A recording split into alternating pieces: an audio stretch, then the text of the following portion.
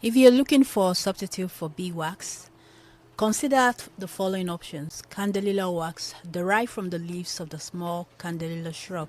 This vegan alternative to beeswax is a bit denser, so you will need to use about half the amount you would of beeswax.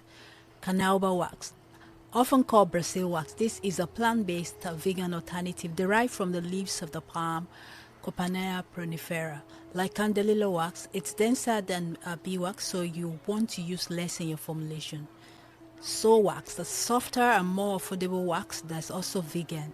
It may change the consistency of your balm, so it's worth doing a small test batch first to see if you're happy with the result. Shea butter.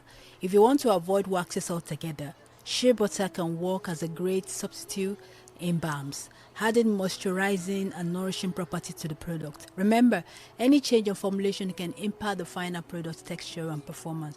You will likely need to do some experimenting to achieve the perfect balance.